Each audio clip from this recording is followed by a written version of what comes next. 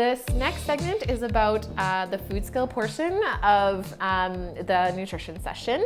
So for some recipes, it will require some grading.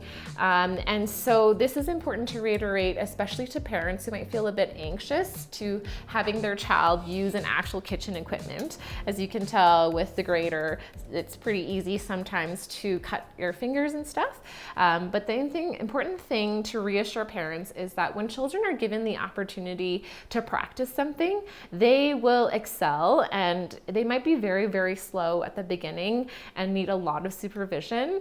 But this is what this session is a good opportunity for. Some families might not have the time and space to allow their child to be supervised and use an actual kitchen equipment like a grater or a knife, because, you know, for some families, such as myself, when I'm making dinner, I just want to make dinner and put food on the table. There's no time to allot for kids to practice that grating motion or the knife skills and things like that. So the one thing is to reassure parents that they'll be okay and that they should be supervised when using it, and important for parents to model it. But it's also good for you to also model it before you hand these graters again to each table. So again, keep the graters and the kitchen equipment with you, and then have kids take turns to come and get the equipment so that they pay very close attention to what you're doing.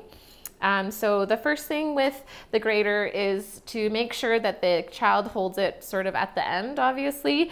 And then important thing to emphasize is to watch their thumbs. The key thing that gets cut if they get too close to the grater is often this thumb part, because that's probably, they usually do this motion, or they go like this. And so once it gets down to the very close end, it's usually the thumb that gets cut.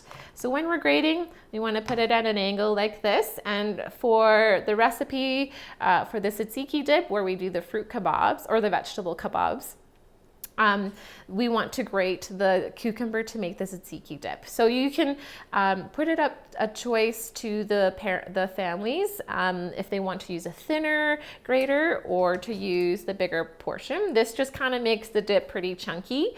So if that's what the family prefers, and that's great, or the group prefers, that's great. But otherwise, I usually recommend this more smaller grate that just makes it a little bit more of a palatable dip in terms of texture.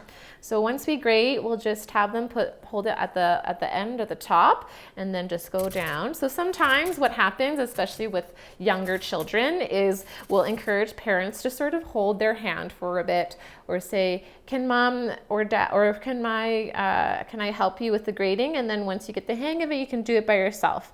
So the parent might hold the hand of the child and just do this motion over and over, and then eventually, and then turn it a few times, and then tell them to press hard and slide it down.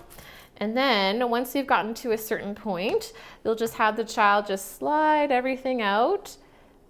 And this is the texture that comes out from the small grate with the cucumber. And as you can see, as a dip, this would be perfect because it's not super chunky.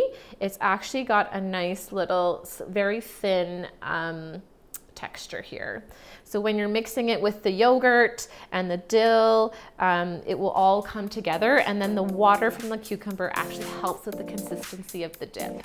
And so that's what I would suggest for the grating.